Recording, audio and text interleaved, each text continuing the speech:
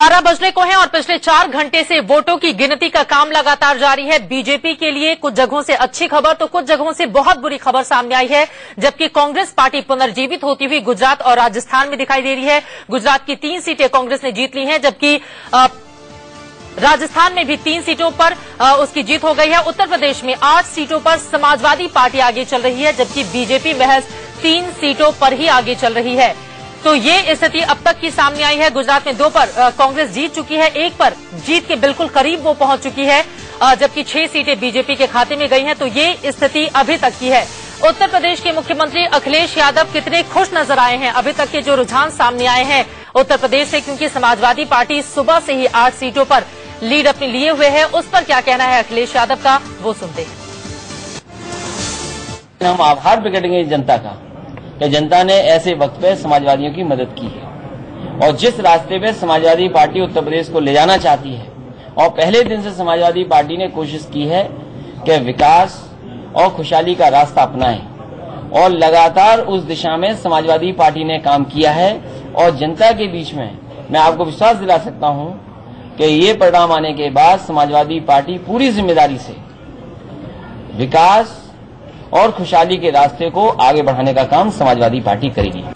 Samajwadi party की cycle तेज रफ्तार से दौड़ी है, लेकिन मोदी का जादू कहां नहीं चला है। उत्तर प्रदेश में 8 सीटों पर समाजवादी पार्टी आगे है। ये सारी सीटें बीजेपी के पास थीं, महज 3 सीटों पर ही बीजेपी आगे चल रही है। गुजरात में 6 सीटें ही बचा पाई है, 3 सीटें कांग्रेस पार्टी उससे छीनती हुई 2 पर तो जीत ही चुकी है, 1 पर भी वो आगे चल रही है। जबकि राजस्थान में सिर्फ 1 सीट कोटा दक्षिण की सीट ही बचा पाई है बीजेपी। 3 सीटें बीजेपी के खाते से कांग्रेस पार्टी लेकर चली गई है। उत्तर प्रदेश, गुजरात, राजस्थान, ये तीनों ही राज्यों की जितनी भी विधानसभा सीटों पर आज चुनाव हो रहे थे, उन सब पर बीजेपी का कब्जा था और इस लिहाज से बीजेपी के लिए बहुत बुरी खबर। लेकिन यहां पर दीपक जी सवाल बड़ा ये अब महत्वपूर्ण हो जाता है। हरियाणा और महाराष्ट्र के विधानसभा ही राज्यों की जितनी भी विधानसभा सीटों पर आज चुनाव हो रहे थे, उन सब पर बीजेपी का कब्जा था और इस लिहाज से बीजेपी के लिए बहुत बुरी खबर। लेकिन यहां पर दीपक जी सवाल बड़ा ये अब महत्वपूर्ण हो जाता है। हरियाणा और महाराष्ट्र के विधानसभा चुनावों में सिर्फ 1 महीने का वक्त बचा है। अगर अब तेजी से काम नहीं किया बीजेपी के नेताओं ने, और एकजुटता जिसकी बात बार बार की जा रही है कि सिर्फ फुटओवर और गुटबाजी का दौर इतना ज्यादा था जिसके कारण उनके कैंडिडेट हारे, और यही स्थिति बाकी जगहों पर भी देखी जा रही है, क्या माना जाए कि जल्दी अब इससे पार पा लेंगे बीजेपी के नेता? जी हाँ, बिल्कुल। अमित शाह दोनों राज्यों के लिए बेहद मेहनत कर रहे हैं और उनको लगता है कि वो इस पर कंट्रोल पा लेंगे। जहां तक इन उपचुनावों की बात थी, इन उपचुनावों में केंद्रीय नेतृत्व ने न प्रचार किया था और न ही इसके मैनेजमेंट में कोई बहुत बड़ा रोल प्ले किया था। ऊपर से स्ट्रैटेजी बनाई थी, लेकिन माइक्रो मैनेजमेंट पूरी तरह से स्थानीय लेवल के नेताओं को दे दिया था।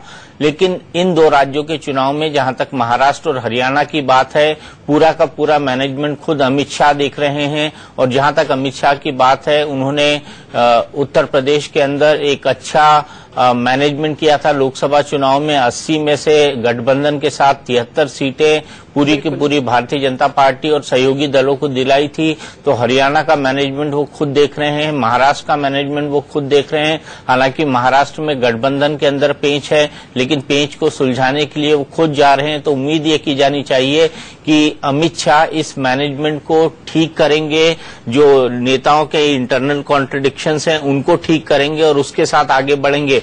लेकिन अगर वो ऐसा नहीं कर पाते हैं तो बीजेपी को खासा नुकसान होगा इन 2 राज्यों के अंदर, क्योंकि शिवसेना से उसकी भारी तनातनी चल रही है और हरियाणा के अंदर कई सारे चीफ मिनिस्टर्स के कैंडिडेट बीजेपी के अंदर ही पैदा हो गए हैं। जबकि अभी चुनाव बड़ी दूर की कौड़ी है और बीजेपी का जीतना, और कुछ बाहर से भी आ गए हैं और चुनाव जीतना अभी बड़ी दूर की कौड़ी है। तो इन 2 चीजों को संभालना अमित शाह के लिए एक बहुत बड़ी प्रायोरिटी होगा। और मुझे लगता है कि इन उपचुनाव के परिणामों को देखने के बाद बीजेपी अपने आप को और कसेगी। अगर नहीं कसेगी तो उसके परिणाम उनको भुगतने पड़ेंगे। बिल्कुल नहीं कसेगी तो बिखराव के कगार पर बीजेपी इन तमाम राज्यों में चली जाएगी। लेकिन विपिन, आपसे हम समझना चाहेंगे, 2012 में हमने देखा था 2007 से भी कम, यानी कि 51 2007 में जीती थी बीजेपी ने, 47 सीटें जीती थी 2012 में। अब तो अगर उसमें से भी 8 घटा दिए जाए तो उसके पास सिर्फ 39 सीटें ही रह जाती हैं। बीजेपी के नेता क्या ये माना जाए कि कुछ सीखेंगे अपनी गलतियों से? जो स्थिति इस वक्त बीजेपी की देखी जा रही है, 73 सीटों से तो बहुत ज्यादा पुलकित हो रहे थे, लेकिन अब क्या करेंगे बीजेपी के जो स्थानीय नेता हैं? देखिए, जिस बीजेपी के नेता ने इस पूरे उपचुनाव की कमान अपने हाथ में ले रखी थी, हमने उनसे भी बातचीत की। उन्होंने सबसे पहले हार स्वीकारी और एक और बड़े नेता से हमारी बातचीत हुई, हालांकि ये बातचीत ऑफ द रिकॉर्ड थी। उन्होंने कहा कि जो हुआ अच्छा हुआ, कम से कम इसी बहाने बीजेपी संभल जाएगी। अगर इस उपचुनाव में भी बीजेपी को अगर 11 से 11 सीटों पर जीत मिल जाती तो शायद बीजेपी सत्ता के नशे में चूर हो जाती और जो अभी बदलाव किए जा सकते हैं पार्टी और संगठन में वो नहीं होते। तो कहीं ना कहीं बीजेपी के लिए संभलने का मौका मिला है। इस हार से बीजेपी सीख लेगी या नहीं लेगी ये बात का विषय है, लेकिन इतना जरूर है कि इस हार से बीजेपी अब चौकन्नी जरूर हो गई है। अब उसके सामने एक ऑप्शन जरूर खुला है कि 2017 की लड़ाई सामने है और इससे पहले संगठन से लेकर सरकार से लेकर और नेताओं में फेरबदल और सुधार की गुंजाइश बीजेपी देख रही है। बिल्कुल, सुधार की गुंजाइश बीजेपी देख रही है, लेकिन सुधार अपने नेताओं के अंदर भी करना होगा क्योंकि उत्तर प्रदेश में भी गुटबाजी बहुत ज्यादा है। सीधे रुख सहारनपुर का हम करेंगे। मोहम्मद अफसर हमारे साथ जुड़े हुए हैं। अफसर, वहां से किस तरह के संकेत मिल रहे हैं? समाजवादी पार्टी सहारनपुर में सुबह से ही बढ़त बनाए हुए है,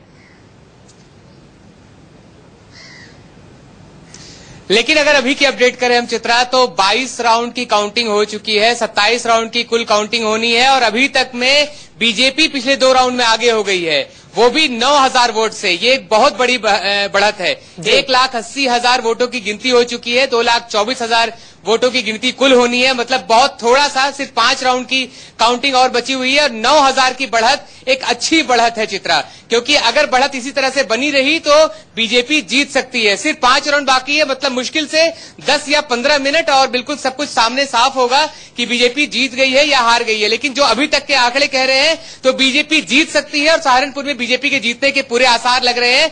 करीब 9,000 वोटों से आगे है समाजवादी से बीजेपी। बिल्कुल 9,000 वोटों से आगे है तो जीत सकती है, इस बात की पूरी गुंजाइश इस वक्त नजर आ रही है। तो इस लिहाज से देखा जाए सहारनपुर से तो एक अच्छी खबर आलोक जी बीजेपी के लिए, जहां पर सुबह से ही वो समाजवादी पार्टी से पिछड़ी हुई थी। देखिए, ये बात सही है, ये उतार चढ़ाव विधानसभा उपचुनाव में तो खास करके किसी भी विधानसभा चुनाव में होता है जी। लेकिन अभी जो हम पहले बात कर रहे थे, दीपक जी जो कह रहे थे कि देखिए किस तरह से क्या सबक लेगी, अभी मान रहे हैं कि हाँ सबक लेगी, आपके संवाददाता भी कह रहे हैं। लेकिन मुझे ऐसा लगता है कि जो शीर्ष स्तर पर है वो ठीकरा स्थानीय नेताओं पर, अभी सोनकर शास्त्री जी भी जब बात कर रहे थे वो भी कह रहे थे कि व्यक्ति प्रमुख है। व्यक्ति में तो मोदी जी और अमित शाह भी प्रमुख हैं, बिल्कुल। लेकिन मुझे लगता है कि हमारे राजनीति में और हमारे ब्यूरोक्रेसी में भी आप देखें, हेड कांस्टेबल को जल्दी हटाया जाता है, गलती कुछ हो जाए चाहे एसपी की या डीजीपी की भी, कि उसने ठीक से प्रबंध नहीं किए हों, लेकिन सबसे पहले डिस्कशन चपरासी का और नीचे के लेवल पर होता है। तो मुझे लगता है कि जिला स्तर पर संगठन में जैसे कहते हैं ना कोड़ा मारने का या डंडा चलाने का एक और हथियार होगा। संघ में वैसे भी थोड़ा अनुशासन की बात की जाती है और सब संघ के बने, चाहे वो राजनाथ जी हों, चाहे अमित शाह जी हों या नरेंद्र मोदी जी हों। मैं तो ऐसा मानता हूं कि संघ के लिए अलग से भी मोहन भागवत को कहने की जरूरत नहीं होगी। मोदी जी खुद ही क्लास लेकर के कहेंगे कि इन लोगों ने ठीक से काम नहीं किया, इसलिए अगली बार उनको पूरा बदला जाए, वो सुधार करें, वरना हम निकाल के फेंकेंगे, उनको सजा देंगे, उनकी कोई बात सुनी नहीं जाएगी। और अमित शाह के विरोध में बोलने वाले कितने लोग होंगे जो मोदी जी से जाकर कहेंगे कि अमित शाह जी ने जो रणनीति इन उपचुनाव के लिए बनाई वो विफल रही है। मैं नहीं मानता कि इतनी हिम्मत बहुत सारे नेताओं में होगी और इसलिए चाहे वो असंतुष्ट नेता भी मंत्री पद पर भी बने हुए हैं वो भी, और खास करके एक आप उपलब्धि देखिए, कलराज मिश्र जो वैसे दुखी थोड़े रहे हैं लेकिन उनके इलाके में जीत रही है पार्टी, तो अब उनको कहने का भी मौका होगा, देखिए हमारे बल पर ही आप चल सकते हैं।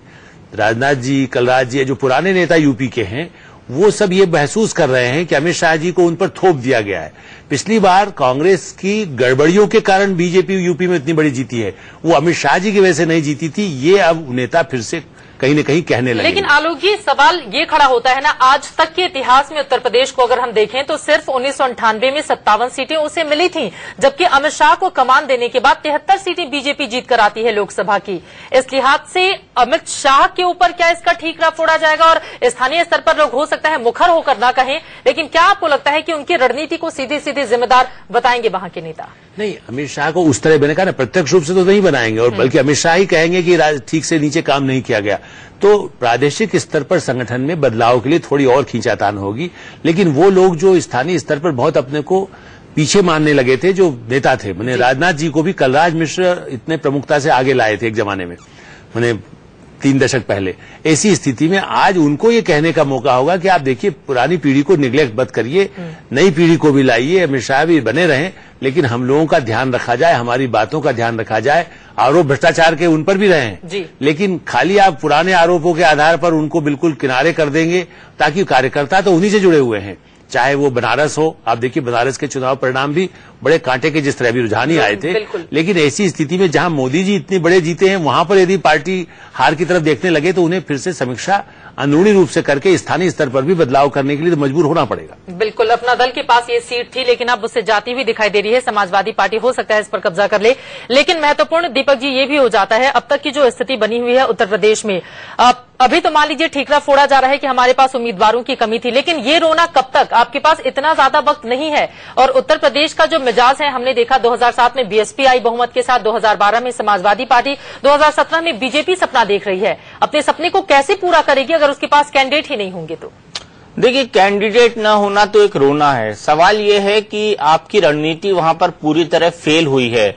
आपने लोकसभा चुनाव के अंदर देखा, आपने किसी को भी टिकट दे दिया। कांग्रेस के बारे में एक जमाने में कहा जाता था कि कांग्रेस अगर लैंप पोस्ट को भी टिकट दे दे तो वो चुनाव जीत जाएगा। यानी कांग्रेस के टिकट का इतना वजन होता था कि कांग्रेस अगर किसी स्ट्रीट लाइट के खंभे को भी टिकट दे दे तो वो जीत जाएगा।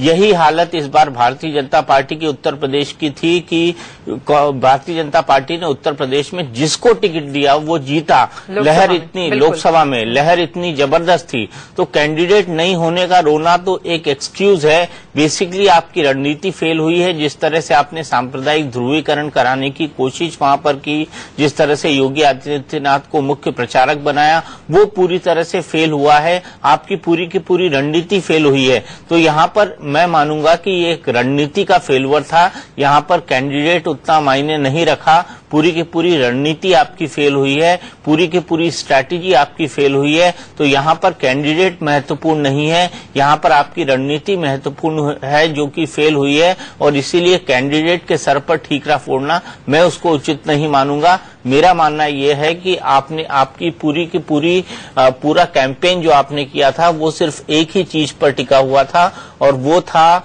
सांप्रदायिक ध्रुवीकरण। वो पूरी तरह से फेल हुआ है और इसके चलते आप पूरी तरह से चुनाव में विफल हुए हैं और उन सीटों पर हारे हैं जो आपने उन चंद सीटों में जीती थी जब समाजवादी पार्टी की हवा थी। तो ये बीजेपी के लिए बहुत बड़ा सबक है और ये बात सही है कि 2017 के लिए उनको अपनी पूरी की पूरी रणनीति को अब बदलना पड़ेगा। अब पार्टी को अपना चाल, चेहरा और चरित्र बदलना होगा, जो गोविंदाचार्य ने एक बार कहा था उत्तर प्रदेश भारतीय जनता पार्टी के लिए। बिल्कुल सुस्त पड़ गई है बीजेपी की चाल और इन एक महीनों के अंदर क्या वो अपने अंदर सुधार करेगी? क्योंकि महाराष्ट्र और साथ ही हरियाणा की विधानसभा चुनाव होने हैं और ऐसे में बीजेपी कांग्रेस के गढ़ में जाकर क्या सेंध लगा पाएगी अगर यही उसका हाल रहा? इस पर हम चर्चा करेंगे और अपने मेहमानों से ये भी हम जानेंगे कि 3 बड़ी गलतियां उत्तर प्रदेश में कौन सी की बीजेपी ने जिनसे तत्काल निकलने की और सबक लिए जाने की जरूरत है। ब्रेक के बाद बड़ी खबर यूपी से है जहां पर समाजवादी पार्टी ने 3 सीटें जीत ली हैं, जबकि लगातार 5 सीटें ऐसी हैं जिन पर वो अपनी बढ़त बनाए हुए, 3 सीटें ऐसी हैं जिन पर बीजेपी सुबह से लीड ली हुई है। हमारे साथ इस वक्त समाजवादी पार्टी के नेता चौधरी साहिब सिंह जी स्टूडियो में जुड़ चुके हैं। उनसे हम जानेंगे कि रणनीति आखिर उनकी क्या थी, कितनी बड़ी जीत उन्हें उत्तर प्रदेश में मिल रही है। लेकिन उसके पहले राजस्थान का हम रुख कर लेते हैं। 4 में से 3 सीटें कांग्रेस पार्टी ने जीती है। सचिन पायलट इस वक्त प्रेस कॉन्फ्रेंस कर रहे हैं। गाने में लोगों को लालच देने में कोई कसर नहीं छोड़ी, धनबल का प्रयोग किया, बल प्रयोग किया और लोगों को फोर्स किया कि बीजेपी के पक्ष में मतदान दें। मैं तो धन्यवाद देना चाहता हूं प्रदेश की जनता का। ये चारों अलग अलग जिले थे प्रदेश में, चारों तरफ से एक आवाज उठकर आई है। न सिर्फ हम 4 में से 3 सीट जीते हैं, चौथी सीट भी जो कोटा दक्षिण की थी वहां पर हमारे थे 50,000 से ज्यादा के मार्जिन से, वो आधे से कम आज मार्जिन हो गया है और वो गढ़ आ जाता है बीजेपी का। सबसे महत्वपूर्ण बात इन चुनावों की मुझे लगा कि कांग्रेस पार्टी संगठित होकर चुनाव लड़ी। कांग्रेस के नेता और कार्यकर्ता एक मंच पर आकर एक ताकत के रूप में सामने आए और इस प्रदेश के नौजवानों ने आज कांग्रेस की तरफ अपना रुख किया है। अगर नौजवान मतदाता कांग्रेस के पक्ष में नहीं आते तो शायद हम लोग इतनी बड़ी जीत हासिल नहीं कर पाते। मैं धन्यवाद देना चाहता हूं हमारी कांग्रेस अध्यक्षा श्रीमती सोनिया गांधी जी का। उनके सानिध्य में सोनिया जी, राहुल जी के लीडरशिप में हम सब लोगों की पूरी आस्था है और जो जिम्मेदारी हमको दी थी, चाहे रामेश्वर डूडी जी हो, चाहे मैं हूं, हम लोगों को जो जिम्मेदारी देकर प्रदेश में काम दिया गया था और हमारे अध्यक्ष काल में ये पहला उपचुनाव हुआ था। आजाद भारत के इतिहास में किसी भी सत्ताधारी पार्टी को जो इतना बहुमत लेकर आई हो, अपने 8 साल के कार्यकाल के बाद जनता ने इस प्रकार कभी नकारा नहीं है। ये अपने आप में इन 8 महीनों के अंदर अंदर सरकार 4 में से 3 सीट खो चुकी है और अपने आप में ये जो प्रदेश की जनता का मूड है उसको बताता है, कांग्रेस की जमीनी ताकत को दिखाता है। क्योंकि सत्ता में हम लोग नहीं है, केंद्र में, राजस्थान में हमारा एक भी लोकसभा में सांसद नहीं है, हम चुनाव हारे विधानसभा का, लोकसभा का, लेकिन मात्र कुछ महीनों के अंदर हम लोगों ने मेहनत करी, सारे नेताओं ने, कार्यकर्ताओं ने, चाहे हमारे पूर्व अध्यक्ष हो, चाहे पूर्व मुख्यमंत्री, मंत्री, जितने भी हम सब लोग थे, हम सब एक झाझन पर बैठे। और जैसा मैंने शुरू में कहा, न जाने सटोरी अपनी जानकारी कहां से लेते हैं, लेकिन हर व्यक्ति बोलता था कि कांग्रेस शायद ही अपना परफॉर्मेंस दिखा पाएगी। राजस्थान में कांग्रेस पार्टी अपने पुनर्जन्म के रूप में इसे देख रही है, क्योंकि दिसंबर में जो रिजल्ट सामने आए थे लगभग साफ हो गई थी कांग्रेस और 25 की 25 लोकसभा सीटें तो उसके हाथ से चली ही गई थी। लेकिन उत्तर प्रदेश में बीजेपी की स्थिति डामाडोल, 3 सीटों पर वो बढ़त बनाए हुए है, जबकि 3 सीटें समाजवादी पार्टी ने जीत ली हैं और 5 पर वो बढ़त बनाए हुए है। विपिन के पास हम चलते हैं, उनके साथ शायद कोई नेता भी मौजूद है। विपिन, लेकिन महत्वपूर्ण सवाल, बीजेपी की अगर यह हालत हुई तो उसके लिए जिम्मेदार कौन है और समाजवादी पार्टी की कौन सी रणनीति थी जिसके बलबूते 8 सीटें वो जीतती हुई दिखाई दे रही है? बिल्कुल चित्रा, इस सवाल का जवाब लेते हैं। हमारे साथ एक विधायक है, उनसे बात करते हैं।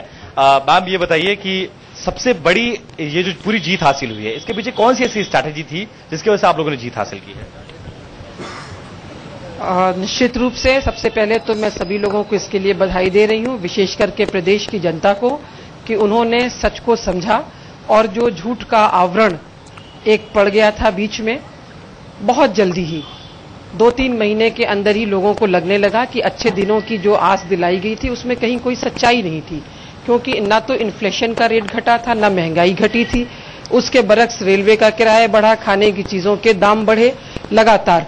तो प्रदेश की बात को, आपकी कौन सी ऐसी स्ट्रैटेजी थी जिसकी वजह से आपको लगता है कि आप लोगों ने जो 2014 के लोकसभा चुनाव में आप लोग नहीं कर पाए, वो विधानसभा के उपचुनाव में आखिर 2 महीनों बाद इस तरह की जीत हासिल हो रही है आप लोग को? हम लोग इस बीच अपनी बात को जनता तक अच्छी तरह से पहुंचा सके और फिर जनता ने खुद भी महसूस किया, क्योंकि वो जिन अच्छे दिनों की आस लगाए हुए थी, बहुत जल्दी ही वो सपना टूट गया और जो एक झूठ का आवरण बना हुआ था वो आवरण हट गया और जो सच्ची तस्वीर थी प्रदेश की वो लोगों के सामने आ गई। एक बड़ा बुनियादी सवाल ये है कि लोकसभा चुनाव में आजम खान बहुत जगहों पर प्रचार किए थे, उपचुनाव में आजम खान कहीं नहीं निकले। क्या इसका फायदा समाजवादी पार्टी को मिला? जो उनके खिलाफ विरोध था, शायद इस वजह से वोट मिल गया जो लोकसभा में नहीं मिल पाया। आजम खान के चुनाव में ना निकलने का फायदा समाजवादी पार्टी को मिला? जी नहीं, ऐसी कोई बात नहीं है। वो पार्टी के वरिष्ठ नेता हैं, सम्मानित नेता हैं। हो सकता है स्वास्थ्य संबंधी कारणों से वो ना आ पाए हो, ऐसी कोई बात नहीं है। उनके रहने से पार्टी को हमेशा बल मिला है। ये शराब फातिमा है, विधायक है। फिलहाल मानते हैं कि कहीं ना कहीं जो अच्छे दिनों की आस थी, शायद वो उम्मीद टूटी है लोगों की और इसी वजह से समाजवादी पार्टी को इस तरह का बहुमत मिल रहा है। बिल्कुल, 8 सीटों पर में से 3 वो जीत चुकी है, 5 पर बढ़त बनाए हुए है। लेकिन बीजेपी के लिए बहुत बुरी स्थिति, हालांकि माना यह भी जाता है कि लोकसभा चुनाव की तुलना में विधानसभा में जो दलों के मत होते हैं वो विभाजित होते हैं। क्या उसका खामियाजा बीजेपी को भोगना पड़ा है? इस पर चर्चा करेंगे। एक छोटे से ब्रेक के लिए हम रुकेंगे।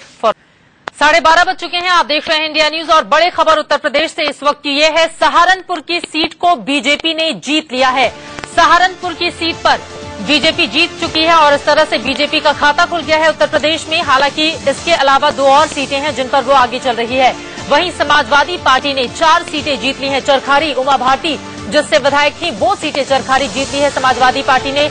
ठाकुर द्वारा जहां पर सबसे ज्यादा 69% मतदान हुआ था, वो सीट समाजवादी पार्टी के खाते में गई है। सिराथू सीट भी समाजवादी पार्टी ने जीत ली है और इस तरह से समाजवादी पार्टी एक और जहां 4 सीट जीत चुकी है, तो वहीं कई ऐसी सीट हैं जिस पर वो आगे चल रही है। जबकि सहारनपुर की ये एक ऐसी सीट है जिस पर बीजेपी ने जीत हासिल की है। सहारनपुर सीट से बीजेपी के राजीव गुम्बर जीते हैं। सहारनपुर की सीट गवा दी है चौधरी साहब सिंह, इस पर आप क्या कहेंगे? उम्मीद आप लोगों को बहुत थी वहां से। देखिए, उम्मीद तो पूरे प्रदेश में थी कि हम लोग सारी सीट जीतेंगे, क्योंकि सवाल ये है कि जिस समय लोकसभा का चुनाव हो रहा था, लोकसभा के चुनाव से पहले उत्तर प्रदेश में बीजेपी और उसके संगठनों ने जिस तरह के हालात पैदा किए थे, जिस तरह का प्रदेश में पोलराइजेशन करने का और सांप्रदायिक ध्रुवीकरण जिस तरीके से किया था, तो उसका लाभ जो है बीजेपी ने लोकसभा चुनाव में उठाया है। और नरेंद्र मोदी जी ने अच्छे दिनों की बात कहकर और देश के लोगों को सपने दिखा के, हर बीमारी का इलाज बता के, हर समस्या का समाधान लोगों को बता के और ये कहा कि साहब हम जो है इस देश के लिए हम ही है जो सब कुछ कर सकते हैं। तो देश की जनता को गुमराह करके, देश की जनता की भावनाओं से खिलवाड़ करके इस देश पे कब्जा कर लिया है। और जो है अभी तो 4 महीने नहीं हुए हैं और 4 महीने के समय में जो स्थिति सामने आ रही है, इनके जो बड़े बड़े खोखले दावे थे, इन्होंने जनता के साथ जो धोखाधड़ी की है, जनता की भावना जो खिलवाड़ की है, वो जनता अब समझ रही है और जनता उसका जवाब दे रही है। उत्तर प्रदेश में जो बाई इलेक्शन होने थे, बाई इलेक्शन को लेकर भी जिस तरीके का माहौल उत्तर प्रदेश में पैदा करने की कोशिश की गई, योगी आदित्यनाथ, साक्षी महाराज, पता नहीं योगीनाथ जो है उसे बनाया गया उत्तर प्रदेश का प्रभारी, उपचुनाव का प्रभारी बनाया गया, और उसने किस तरह जहरीली भाषाओं का प्रयोग किया, किस तरीके से उत्तर प्रदेश में सांप्रदायिक माहौल बिगाड़ने का काम किया। चौधरी साहब, आजम खान ने भी वही किया। देखिए आजम खान ने क्या किया, आजम खान की चुनाव में कोई भूमिका नहीं है, इसलिए आजम खान के बारे में मैं कोई चर्चा नहीं करना चाहूंगा। चौरसिया जी, मतलब आपके बड़े नेता की चुनाव में कोई भूमिका नहीं है। नहीं, मंत्री भी है, नंबर 2 मंत्री है, नंबर 2 भैंस खोती है, वो ठीक बात है, भैंस खोती है तो एसपी ढूंढने जाता है। दीपक जी, मैं ये कहना चाहूंगा, इस चुनाव में देखिए ना तो मुख्यमंत्री जी कहीं किसी उसमें गए हैं, किसी चुनाव में प्रचार करने के लिए गए हैं, न आजम खां कहीं गए हैं। बिजनौर तो गए आजम खां, मुख्यमंत्री तो विदेश में थे, तो फिर जीते कैसे आप? यही बात तो समझ से परे है। देखिए ऐसा है, मतलब मुख्यमंत्री ने प्रचार नहीं किया, मुलायम सिंह ने प्रचार नहीं किया। देखिए आजम खान खाली बिजनौर गए तो आप जीत गए। अगर ये सब प्रचार करते, इन्होंने लोकसभा चुनाव में प्रचार किया तो आप हार गए। आप हमारी बात बड़ा सही है, तो ये तो बड़ा सही है। इसका मतलब इन लोगों को प्रचार नहीं करना चाहिए आपके चुनाव में। मैं ये नहीं, आप हमारी बात सुन लीजिए। मैं ये कह रहा हूँ कि देखिए प्रदेश में जो माहौल पैदा करने की कोशिश की गई, प्रदेश में 2 तरह की परिस्थिति पैदा होगी। तो प्रदेश में आप तो कहते हैं ये प्रदेश में लोगों को प्रचार नहीं करना चाहिए आपके चुनाव में। मैं ये नहीं, आप हमारी बात सुन लीजिए। मैं ये कह रहा हूँ कि देखिए प्रदेश में जो माहौल पैदा करने की कोशिश की गई, प्रदेश में 2 तरह की परिस्थिति पैदा होगी। तो प्रदेश में आप तो कहते हैं ये प्रदेश में ये माहौल लोकसभा चुनाव में भी पैदा करने की कोशिश की गई। ये कह रहा हूँ 73 सीटें जीत गए थे वो। कह रहा हूँ दीपक जी, मेरी बात सुन लीजिए प्लीज। मैं कह रहा हूँ कि लोकसभा चुनाव से पहले जो सांप्रदायिक माहौल बनाया गया, उसके बाद जो है उपचुनाव में जो सांप्रदायिक माहौल बनाने की परिस्थिति उत्पन्न की गई, तो उसमें लोकसभा चुनाव में सांप्रदायिक माहौल बनाया गया तो जीत गए, उपचुनाव में बनाया गया तो नहीं जीते। तो दीपक जी, प्रदेश की जनता समझ रही है, प्रदेश की जनता समझ गई है कि समाजवादी पार्टी की सरकार उत्तर प्रदेश को विकास के रास्ते पे ले जा रही है। तो प्रदेश की जनता समझ गई है, और उसी के नहीं समझ गई। देखिए बिजली का जहां तक समस्या है, यदि बिजली पे आप बात करेंगे तो आप कहोगे जिस दिन मैं बिजली पे बात करने के लिए तैयार हूं। बिजली की जो समस्या है, बिजली की समस्या जो है, केंद्र सरकार जो है जो उत्तर प्रदेश का कोटा वो नहीं दे रहा है, कोयला नहीं दे रहा है, कोयला कहीं आया तो गीला है, क्राइम कंट्रोल से बाहर है। देखिए क्राइम की जहां तक परिस्थिति है, मैं आप लोगों से एक अनुरोध करना चाहूंगा, जहां उत्तर प्रदेश के क्राइम की बात है, देखिए क्राइम के लिए सरकार जो है पूरे तरीके से जहां जहां भी क्राइम होता है, सरकार उस पर तुरंत जो है कार्रवाई करती है। चाहे अपराधी हो, कोई अपराध करता है उसके खिलाफ कार्रवाई होती है, अधिकारी हो उसके खिलाफ कार्रवाई होती है। तो अपराध तो होते आए हैं, अपराध होते रहेंगे। अपराध को जो है पूर्ण रूप से कोई नहीं रोक सकता, कंट्रोल किया जा सकता, कम किया जा सकता, मैं इस बात को मानता हूं। और उत्तर प्रदेश की सरकार जहां जहां भी अपराध होता है, अपराध की जहां जहां सूचनाएं मिलती है, उस पर तुरंत कार्रवाई करती है। तो प्रदेश को जो है सही रास्ते पे ले जाने का और उत्तर प्रदेश में विकास करने का काम उत्तर प्रदेश की सरकार कर रही है, और उसे जनता ने समझा है, और उसी का नतीजा है ये जो चुनाव हुए हैं। तो उत्तर प्रदेश की जनता ने उसमें जो है समाजवादी पार्टी को वोट दिया, समर्थन दिया, सहयोग किया, हम उनका धन्यवाद करते हैं प्रदेश की जनता का। सांप्रदायिक ध्रुवीकरण का फायदा भी समाजवादी पार्टी को मिलता है, आपको ऐसा नहीं? कई लोग ऐसा मानते रहे हैं कि आपको सूट करता है कि आदित्यनाथ जितना ज्यादा बोलेंगे अल्पसंख्यक वोट आपकी तरफ आ जाएगा। लोकसभा चुनाव में भी मैं इस पर जवाब देना चाहूंगा, आप मेरी बात सुन ले, मैं इस पर जवाब देना चाहूंगा। देखिए ऐसा ये आरोप हमारे ऊपर लगता रहा है, बिल्कुल, और मैं इसमें स्पष्ट करना चाहता हूं कि यदि इस तरह की स्थिति है तो हमें इसका लोकसभा में क्यों नहीं लाभ मिला? तो लोकसभा में हमें लाभ मिलना चाहिए था, जो हमारे लिए कैलकुलेशन गड़बड़ हो गया। बीएसपी नहीं खड़ी थी, बीएसपी का वोट आपको ट्रांसफर हो गया, ये बिल्कुल गलत, मैं इससे सहमत नहीं हूं। बीएसपी का मुसलमानों का वोट आपको ट्रांसफर हो गया, बीजेपी को तो मुसलमान वोट देंगे नहीं। दीपक जी, मैं इस बात से बिल्कुल सहमत नहीं हूं।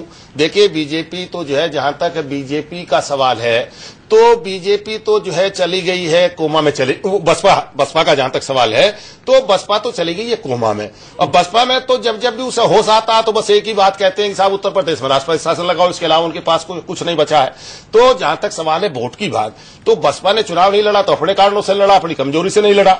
तो बसपा का जो मकसद था, बसपा का तो मकसद ये था कि जो उसका वोट है वो बीजेपी को चला जाए।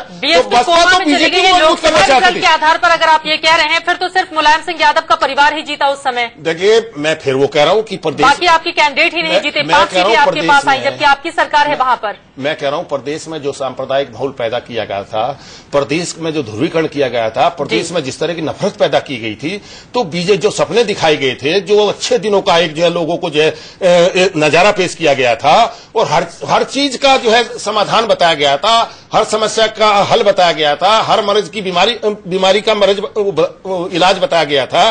तो ये जो सारी चीज लोगों की भावनाओं से खिलवाड़ करके और लोगों को जो है की भावनाओं को जो है कैच करके जिस तरीके से जो है इसने बीजेपी ने और नरेंद्र मोदी ने इस देश की सत्ता पर कब्जा किया है, बीजेपी ने तो सपना दिखा दिया। सामने आ रही है। अखिलेश यादव सपनों को पूरा करने के लिए इसीलिए क्या उपचुनाव के जिस समय ये सारी कैंपेनिंग चल रही थी वो विदेश चले गए थे, और उसको मान भी रहे हैं कि उन्होंने कैंपेन नहीं किया, उसके बावजूद आप मैं इसलिए कह रहा हूं कि प्रदेश की सरकार ने, प्रदेश की जनता ने अखिलेश सरकार के जो विकास के कार्य उन्हें समझा है। प्रदेश की जनता ने महसूस किया कि उत्तर प्रदेश में समाजवादी पार्टी की सरकार जो विकास का रास्ता प्रदेश को लेकर चल रही है, जो विकास करना चाहती है, तो महसूस किया है कि जो है इस समाजवादी पार्टी की सरकार ही इस प्रदेश को सही दिशा में ले जा सकती है, सही रास्ते में ले जा सकती है, प्रदेश का विकास कर सकती है। कुछ सवाल पूछना चाह रहे हैं लखनऊ से, जरा सुन लेते हैं। विपिन बताइए। विपिन पूछिए सवाल। चौधरी साहब बैठे। ये बता दिए, साहब सिंह साहब ये बताइए जी, साहब सिंह साहब मुझे ये बता दीजिए, कौन सा आपने विकास किया है, कौन सा ऐसा मॉडल तैयार किया है जिसकी बदौलत उत्तर प्रदेश की जनता ने उपचुनाव में आपका वोट दिया है? वो विकास के 4-5 एजेंडे या वो चीजें जो आपने इन 2-2.5 सालों में की, वो जरा मुझे बता दीजिए, मैं भी जान लूं आखिर उत्तर प्रदेश में क्या हो रहा है। देखिए, ऐसा है, जहां तक उत्तर प्रदेश की सरकार का सवाल है, उत्तर प्रदेश की सरकार ने जो अपना चुनाव घोषणा पत्र जारी किया था, पहले तो मैं आपको बताना चाहता हूं कि उत्तर प्रदेश की सरकार ने 2 साल में अपने घोषणा पत्र के सारे वादे पूरे किए। नंबर एक बात, चाहे वो विद्या कन्या धन का मामला हो, जो पूरे होकर उसको बंद भी कर दिया। बात सुन लीजिए, अरे बंद भी कर दिया, ये भी बताइएगा। सुनिए, आप हमारी बात तो सुन ले प्लीज, हमारी बात तो सुन ले, आप हमें कहने का मौका दो। देखिए, ऐसा जब क्रिटिसिज्म लोग करने लगे, मतलब जो आपको मालूम है कि 25 लाख लैपटॉप दिया गया इस प्रदेश में, नहीं आपकी योजना का कोई भी क्रिटिसिज्म करेगा आप उसको बंद कर देंगे। विद्या कन्या धन दिया गया, आप जब बेरोजगारी भत्ता दिया गया, इस प्रदेश में जो है जो किसान बीमा योजना थी वो 1 लाख से बढ़ा के 5 लाख रुपए कर दी गई। इस प्रदेश में जो है सड़कों सड़कें बनाने का काम चल रहा है, पुल बन रहे हैं, बिजली घर बनाए जा रहे हैं। जी, डेवलपमेंट बता दीजिए। मैं डेवलपमेंट की बात कर रहा हूँ, क्या क्या कर दिया मैं डेवलपमेंट की बात कर रहा हूँ। प्रदेश में सड़कें बनाई जा रही हैं, प्रदेश में पुल बनाए जा रहे हैं, प्रदेश में जो है हजारों बिजली घर बन रहे हैं, प्रदेश में जो है बहुत सारे IT सेक्टर की योजनाएं चल रही है, प्रदेश में मिल नहीं रही है, सड़कों की हालत प्रदेश में पराग लाया गया, दूध के लिए पराग लाया गया। इस प्रदेश में जो है दूध को जो है प्रथम अग्रणी प्रदेश बना, पराग पहले से है जी साहब सिंह साहब, पराग पहले से है यहाँ पर, पराग की उसे डेवलप किया जा रहा है, मायावती के जमाने से है, डेवलप किया जा रहा है, उसे बड़े स्तर पर डेवलप किया जा रहा है। लखनऊ और दूसरे सिटी में मेट्रो लाई जा रही है। तो इस प्रदेश के मेडिकल पिलर भी नहीं गड़ा है, मेडिकल शिलान्यास भी नहीं हुआ है, मेडिकल कॉलेज खोलने जा रहे हैं, बहुत सारे शिलान्यास भी नहीं हुआ, उस पर वोट भी मिल गया आपको। नहीं उसका अरे तो योजना तो है, योजना जनता योजना देखती है ना, इरादा देखती है सरकार का इरादा जनता के सामने आया है। ये समाजवादी पार्टी की सरकार का इरादा इस प्रदेश का विकास करने का, इस प्रदेश को आगे ले जाने का है। तो उसी के आधार पर इस प्रदेश की जनता ने महसूस किया कि समाजवादी पार्टी इस प्रदेश का विकास कर सकती है, इसलिए समाजवादी पार्टी के उम्मीदवारों का जनता ने जो है सहयोग दिया, समर्थन किया, इसलिए हम उन्हें बधाई देते हैं, धन्यवाद देते हैं। चलिए धन्यवाद देते हैं। इन सब के बीच नरेश अग्रवाल ने क्या कुछ कहा है। जिस तरह से समाजवादी पार्टी ने 4 सीटें जीत ली है, बाकी पर वो आगे चल रही है, 3 सीटों पर बीजेपी बढ़त बनाए हुए है, हालांकि सहारनपुर वो जीत चुकी है। समाजवादी पार्टी के नेता नरेश अग्रवाल से इस जीत पर बातचीत की है हमारे संवाददाता रजत राकेश टंडन ने, सुनिए। उत्तर प्रदेश में उपचुनाव में फिलहाल नरेंद्र मोदी का मैजिक नहीं दिख रहा है। बातचीत करने के लिए समाजवादी पार्टी के महासचिव नरेश अग्रवाल जी हमारे साथ है। सर, जो आंकड़े सामने आ रहे हैं उसमें लग नहीं रहा कि नरेंद्र मोदी का मैजिक चला है। देखिए, मैं पहले तो उत्तर प्रदेश की जनता को बधाई दूंगा, और खासतौर से उस क्षेत्र की जनता जहां उपचुनाव हो रहे थे, कि उन्होंने सांप्रदायिक ताकतों के मुंह पर जो तमाचा मारा है और जो भ्रम देश में फैला हुआ था कि नरेंद्र मोदी जी का मैजिक है, भाजपा का लहर चल रही है, उसको तोड़ा है। और ये संदेश उत्तर प्रदेश से जा रहा है, ये देश के लिए और सुखद है, क्योंकि देश के प्रधानमंत्री अगर उत्तर प्रदेश से बनते तो राजनीति की दिशा भी उत्तर प्रदेश देती है। और उत्तर प्रदेश की जनता ने नया दिशा दी है देश को। ये अब देश को सोचने का मजबूर किया है कि सांप्रदायिक ताकतें कभी देश को नहीं चला सकती, धर्मनिरपेक्ष ताकतें ही देश को चलाएंगी। और मुलायम सिंह की सोच ही देश की सोच होनी चाहिए। जिस तरीके से लग रहा था, जो एक कैंपेन में तेजी थी, हम योगी आदित्यनाथ को देख रहे थे, वो सब जगह जा रहे थे, स्टार प्रचारक के तौर पे अमित शाह लगे हुए थे, तो ये लग रहा था कि बीजेपी अहेड होगी। एक साइलेंट रूप से समाजवादी पार्टी ने काम किया, बहुत ज्यादा होहल्ला हमने नहीं देखा आपकी समाजवादी पार्टी की ओर से, तो उसका फायदा मिला है सर यूपी में? देखिए, ये बीजेपी के भौकाल थे, धोखा था। जैसे किसान जानवर और चिड़िया से अपनी फसल बचाने के लिए भौकाल नहीं खड़ा करते, वैसे बीजेपी के भौकाली नेता थे। इनकी अपनी रीढ़ के नेता हैं। ये तो ठीक है, उस समय जनता मोदी जी के पक्ष में थी, उसमें तमाम नेता बन गए जो आज अपने को बीजेपी के नेता कहने लगे। लेकिन जब लोगों का सपना टूटा, असलियत पता लगी, तो ये सब नेता नीचे चले गए, बौने हो गए, इनका कद कुछ नहीं रह गया। और चाहे लव जिहाद हो, चाहे मदरसों के खिलाफ हो, चाहे योगी आदित्यनाथ का बयान हो, चाहे लक्ष्मीकांत का बयान हो, इन सब बयानों को जनता ने नकारा। सर, आखिरी सवाल आपसे, उपचुनाव में जो जीत हार होती है तो पार्टी हमेशा कहती है कि राष्ट्रीय स्तर के जो नेता है उनके ऊपर न जीत का श्रेय जाता है, न हार का सेहरा बनता है, तो क्या ये भी ऐसा नहीं है कि ये भाई उपचुनाव थे इसलिए इसको मोदी से ना जोड़ के देखा जाए? देखिए, एलीवाई कुछ भी कह लीजिए, जीत बड़े नेता लेंगे, हार छोटे नेता को दी जाएगी, कैसे मान लिया? मोदी की हार है सर उत्तर प्रदेश में? निश्चित ही मोदी जी की हार है, भारतीय जनता पार्टी की हार है और सांप्रदायिकता की हार है। बहुत शुक्रिया हमसे बातचीत करने के लिए। समाजवादी पार्टी के महासचिव नरेश अग्रवाल साफ तौर पर कह रहे थे कि ये हार नरेंद्र मोदी की हार है। कैमरामैन सुरेंद्र रावत के साथ रत राकेश टंडन, इंडिया न्यूज, दिल्ली। तो जो जीत समाजवादी पार्टी की हो रही है आलोक जी, फिर ये जीत मुलायम सिंह या अखिलेश यादव की नहीं है, स्थानीय स्तर पर इनके कैंडिडेट अच्छे रहे होंगे तभी जीत रही है इस तरह से समाजवादी पार्टी। देखिए, ये तो मानना पड़ेगा कि मुलायम सिंह की, देखिए उनको जैसे अभी कहा गया अल्पसंख्यक वोट लेने के लिए भी मौलाना मुलायम भी कहा जाता, आजम खान से ज्यादा बड़ा कद उनका अल्पसंख्यकों में है, यही उनका सबसे बड़ा प्लस पॉइंट रहा है। इसलिए मैं तो मानूंगा कि समाजवादी पार्टी, ठीक है, कई समस्याएं हैं जिसको नहीं समाधान कर पाई, लेकिन सबसे बड़ी विफलता यदि है तो यही है कि अल्पसंख्यक को जिस तरह से उनको अलग बांट करके और जो सांप्रदायिक मुद्दा बीजेपी ने किया था, ये मुलायम सिंह जी की जितनी बड़ी जीत है उससे बड़ी सांप्रदायिकता की हार तो है ही। लेकिन एक बात मैं अभी, चूंकि साहब सिंह जी यहां पर हैं, कहीं न कहीं जैसा उन्होंने कहा कि भाई मायावती तो कौमों में चली गई, लेकिन क्या इस संभावनाओं को सेकुलर वोट के लिए यदि सांप्रदायिकता, हम लोग तो यही मानते हैं कि अभी भी जो उनके साक्षी महाराज हैं, जो आदित्यनाथ हैं, वो अपना एजेंडा छोड़ने वाले नहीं है। क्या कांग्रेस के साथ आप लोग फिर कुछ नजदीकी बढ़ा सकते हैं? इस तरह के कोई आसार दिखते हैं यदि आगे के लिए आप करेंगे? क्योंकि ये एक बड़ा मुद्दा होगा कि क्या सेकुलर फोर्सेस जिस तरह से एक जमाने में पहले वीपी सिंह के साथ आए थे उस तरह से, वैसे वीपी सिंह के साथ बीजेपी के साथ भी आप लोग एक बार कहीं न कहीं कुछ लोगों के समझौते हुए थे, बीजेपी के खास करके, ऐसी स्थिति में क्या सेकुलर वोट के नाम पर कांग्रेस के साथ भी किसी तरह से एक अंडरस्टैंडिंग, ये तो सही है कि आपको वोट तो वही है जो कांग्रेस का भी सेकुलर वोट मिलेगा, अल्पसंख्यक का वोट वो भी छीनना चाहती है और आप भी लेना चाहते हैं, लेकिन कांग्रेस कहीं कहीं फिर से पुनर्जीवित होने की कोशिश कर रही है। क्या साहब सिंह जी आपको लगता है कि सेकुलर वोट के लिए आप लोग मायावती से न सही लेकिन और दलों के साथ समझौता करेंगे? इसी के साथ एक और सवाल मैं जोड़ देती हूँ। 3 बार मैंने बाजू चढ़ाते हुए देखा है साहब सिंह जी को। मुझे राहुल गांधी की याद आती है जब इलेक्शन के दौरान वो कैंपेन कर रहे थे और इसी अंदाज में कुछ वो बोलते हुए दिखाई दिए थे। बताइए। देखिए, मैं कहना चाहता हूँ, जो बात आपने कही है, समाजवादी पार्टी ना किसी से समझौता करेगी, ना समाजवादी पार्टी को किसी से समझौता करने की आवश्यकता है। समाजवादी पार्टी अपने आप में पूरे तरीके से प्रदेश में सक्षम है, पूरे तरीके से मजबूत है। समाजवादी पार्टी अकेले अपने दम पर चुनाव लड़ेगी, ना समाजवादी पार्टी किसी के सहयोग की आवश्यकता है, ना समाजवादी पार्टी किसी से किसी तरह का कोई गठबंधन या किसी तरह का कोई सहयोग लेने की बात करेगी। चाहे सीबीआई की फाइलें खुलती रहे, मायावती और समाजवादी पार्टी के नेताओं पर जब सीबीआई की फाइल खुलती है तो कभी बीजेपी समझौता होता है, अंडरस्टैंडिंग होती है, सदन में आप उनको वोट दिलवा देते हैं, कांग्रेस को जिता देते हैं। ये जो सीबीआई का और ये इस तरह का जो बात खड़ी करी जा रही है, मैं समझता हूँ इनका कोई वजूद नहीं है।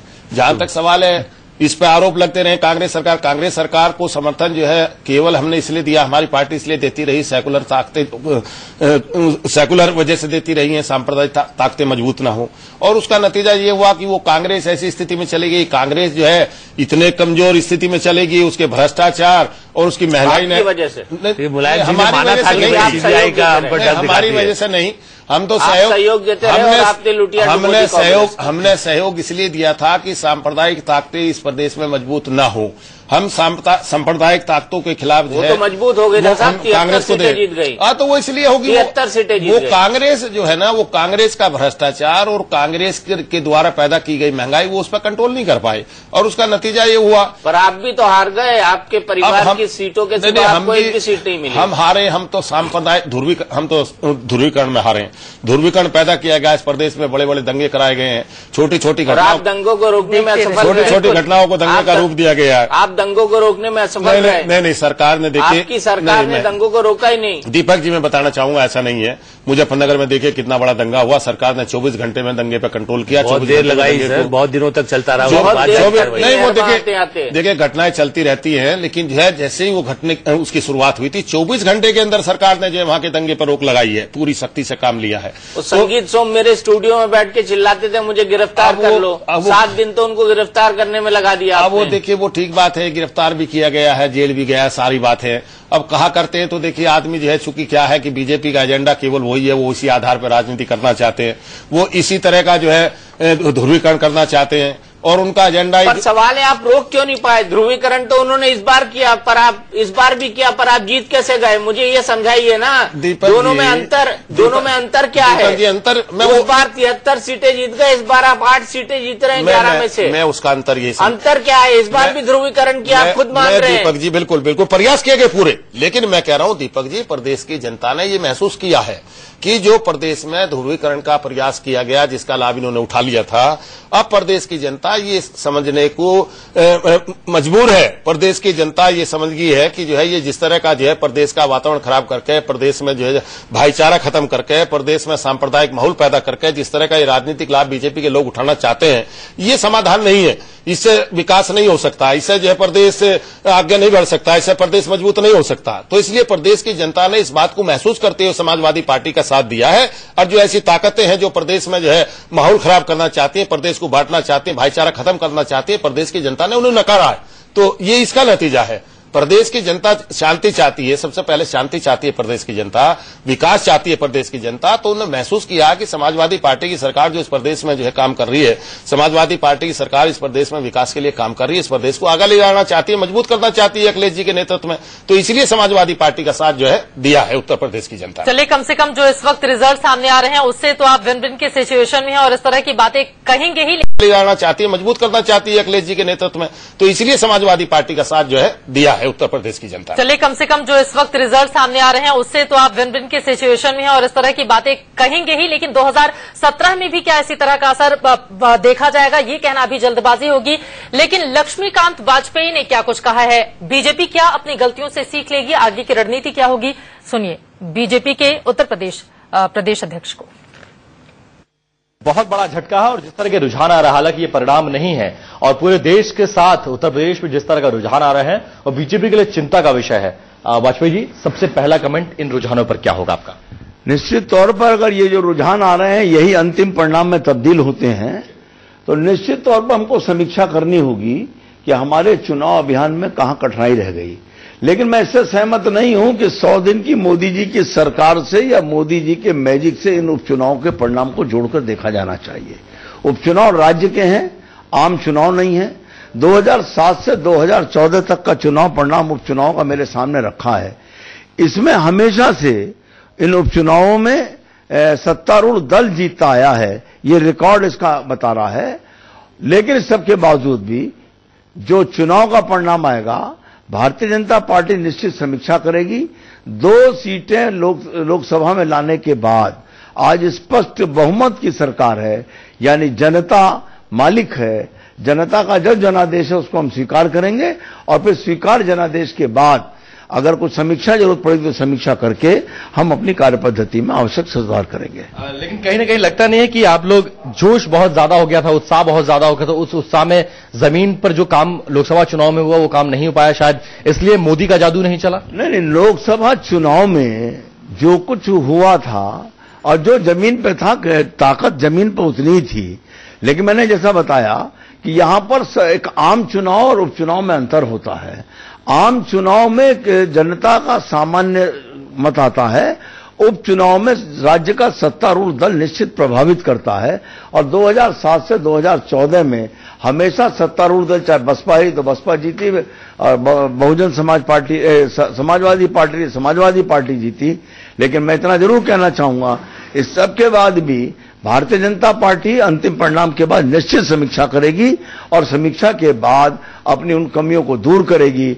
आगे का जो विधानसभा चुनाव है उसको इससे जोड़कर देखा नहीं जाना चाहिए। यह है प्रदेश अध्यक्ष लक्ष्मीकांत वाजपेयी जी, जो मानते हैं कि तमाम जगहों पर जहां गलतियां हुई हैं उसकी समीक्षा की जरूरत है और 2-3 दिनों में चुनाव परिणाम आने के बाद बीजेपी जरूर समीक्षा करेगी और आत्ममंथन करने की कोशिश करेगी कि गलती कहां पर हुई है। और बीजेपी को सबसे ज्यादा ये समझना होगा कि फूट डालो और राज करो की राजनीति हमेशा नहीं चलती है। कई बड़े नेता बीजेपी के कुछ इसी स्थिति पर आगे बढ़ते हुए उत्तर प्रदेश में दिखाई दिए थे और अब जो नतीजे सामने आ रहे हैं वो वास्तव में चौंकाने वाले हैं। दीपक जी, एक और महत्वपूर्ण सवाल यहां पर आ जाता है। बीएसपी मैदान में नहीं थी और समाजवादी पार्टी की इस तरह से जीत, जबकि बीजेपी की बुरी हार, ये संकेत क्या देता है? और बीएसपी का मैदान से बाहर जाना क्या समाजवादी पार्टी के पक्ष में चला गया और पूरा फायदा उसे मिल रहा है? देखिए, बीएसपी हमेशा चौंकाने वाले फैसले लेती है। मायावती के दिमाग में और दिल में क्या होता है ये किसी को नहीं पता। इसीलिए बीएसपी ने बहुत चौंकाने वाला फैसला लिया कि 11 उपचुनाव में वो नहीं खड़े होंगे।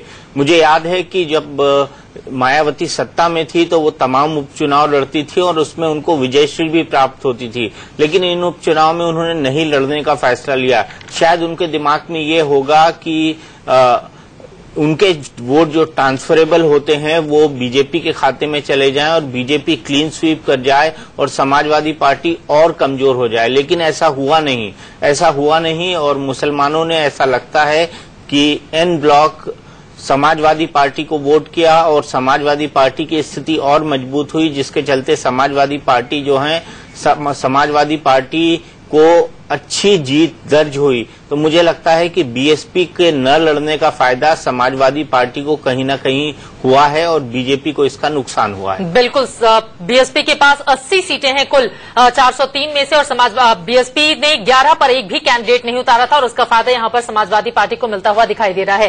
कांग्रेस पार्टी की स्थिति भी मजबूत हुई है, चाहे गुजरात की बात करें, राजस्थान की और उत्तर प्रदेश में कई ऐसी सीटें हैं जहां पर नंबर 2 की पोजीशन पर कांग्रेस पार्टी इस वक्त देखने को मिल रही है। शकील अहमद की ओर से क्या कुछ कहा गया है कांग्रेस पार्टी की इस जीत को लेकर, वो सुन लेते हैं।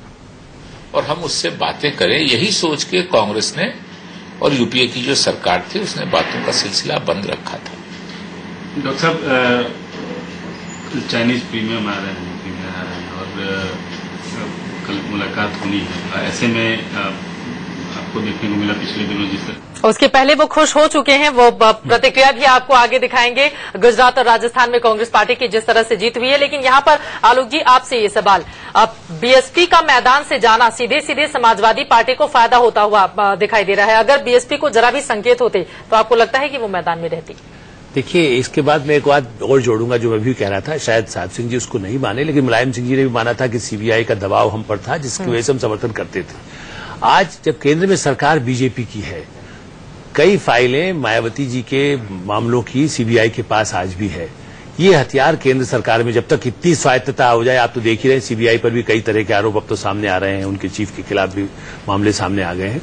ऐसी स्थिति में एक बड़ा कारण मायावती जी का न रहना उपचुनाव में, ये भी एक बड़ा कारण है कि वो बीजेपी को कहीं न कहीं, उनके मन में तो शायद ये रहा होगा बीजेपी की तरफ वोट ट्रांसफर हो जाए, यदि होता है समाजवादी का प्रभाव न हो। और दूसरा बड़ा कारण ये भी है कि उनके मामलों को जरा ठंडे बस्ते में डाले। देखिए, कई फाइलों को नष्ट तो कोई कर नहीं सकता है आज के जमाने में, इसलिए कभी मुलायम सिंह जी की फाइल को ठंडे बस्ते में डाल देते हैं। सीबीआई के एक पूर्व प्रमुख ने तो मुझे साफ साफ कहा था कांग्रेस सरकार के समय में भी कि देखिए, ऐसा है कि हमारे पास दोनों के लिफाफे रखे हुए हैं, फाइलें पड़ी हुई हैं, जब कहेंगी केंद्र सरकार, हम कहेंगे फाइल को और आगे चलकर कार्रवाई कर देंगे, नहीं कहेगी तो वो जाने। तो मनमोहन सिंह जी ने उन पर कृपा की, दोनों नेताओं के बारे में, और यही काम बीजेपी भी, चूंकि उसको लगता है कि समाजवादियों को और कांग्रेस को खत्म करने के लिए मायावती के ऊपर तो बड़ा हथियार का इस्तेमाल हो सकता है, और इसलिए उन्होंने भी, चाहे वो अप्रत्यक्ष रूप से किसी के जरिए कहलाते हों, वो एक बड़ा कारण ये भी रहा है। और लेकिन ये झटका मायावती के लिए भी है कि अब वो समाजवादी की तरफ वोट जो अल्पसंख्यकों का गया है, तो बीजेपी को तो मदद वो कर नहीं पाई, तो धीरे धीरे वो कमजोर तो हो रही है। और आने वाले चुनाव में बीजेपी, अभी भी मैं नहीं मानता कि बीजेपी रणनीति बदले, कुछ करे, वो कोशिश तो फिर से करेगी कि वो अपने बल पर किसी तरह से सत्ता में आ जाए। वो हिंदुत्व के नारे को संघ कहीं छोड़ने वाला नहीं है। विश्व हिंदू परिषद और बजरंग दल छोड़ने वाले नहीं है। आप देखिए मध्य प्रदेश में सत्ता में है, कल एक वाइस चांसलर को उन्होंने बाकायदा धक्के मारकर विश्व हिंदू परिषद और बजरंग दल ने, इतने सारे हमारे आपके मीडिया के प्रचार और उनके बाद भी उनके सत्ता में रहते हुए भी वो अपने अपराधियों की जो गतिविधियां हैं वो बंद नहीं करते। तो मैं नहीं मानता कि इस उपचुनाव के बाद साक्षी महाराज या आदित्यनाथ अपनी रणनीति बदलेंगे। बिल्कुल, वो अपनी रणनीति इसलिए भी नहीं बदलेंगे क्योंकि वो अपने इलाकों में इसी रणनीति के बलबूते जीतते चले आ रहे हैं, लेकिन उत्तर प्रदेश में इसका जादू बिल्कुल नहीं चला है। कम से कम अब ये बात समझनी होगी इन तमाम नेताओं को। आगे बढ़ते हुए आपको दिखाते हैं जिस तरह के नतीजे आ रहे हैं वो वास्तव में चौंकाने वाले हैं और इस पर अलग अलग राजनीतिक दलों ने अपनी प्रतिक्रिया दी है। सुनिए।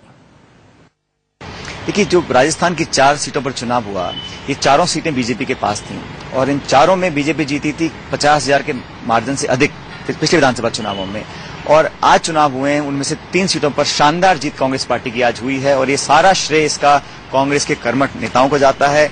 और मुझे लगता है कि प्रदेश में आज नौजवान कांग्रेस पार्टी के साथ आकर खड़ा हुआ है। अगर युवा हमारे साथ नहीं आते तो हम जीत नहीं सकते थे इन चुनावों के अंदर। तो कांग्रेस के नेताओं को, कांग्रेस के कार्यकर्ताओं को बधाई देना चाहता हूं और सबसे ज्यादा इस प्रदेश की जनता को सलाम करता हूं, उनको धन्यवाद देना चाहता हूं।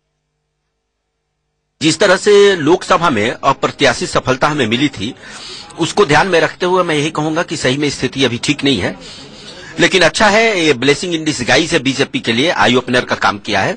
देखना पड़ेगा क्योंकि स्टेट में जब चुनाव होते हैं तो उसमें स्टेट लीडरशिप होता है, लोकल फैक्टर्स होते हैं, टिकट बंटवारे होते हैं, सारी चीजों पर नए सिरे से पार्टी विचार करेगी कि आने वाले विधानसभा के लिए अब जो तैयारी है उसमें हमें काफी ये मददगार होगा और इस हार से हम सीखेंगे और देखेंगे कि किस तरह के नेतृत्व चाहिए, किस तरह का जिले में चाहिए, किस तरह मंडल में चाहिए, विधानसभा में चाहिए, कैंडिडेट सिलेक्शन में कहाँ कमी हुई, इन सारी चीजों की समीक्षा करके पार्टी नेतृत्व आगे बढ़ेगा। ये नहीं कहा जाता है परीक्षा है, ये तो आप लोग कह रहे हो। हमारा मानना है उपचुनाव के परिणाम अलग होते हैं और सामान्य निर्वाचन जिन राज्यों में हो रहे हैं तब आपको हम राय देंगे। निश्चित तौर पर उपचुनावों के नतीजे यह स्पष्ट करते हैं कि 100 दिनों के अंदर ही मोदी सरकार के प्रति जनता का मोह भंग हो चुका है।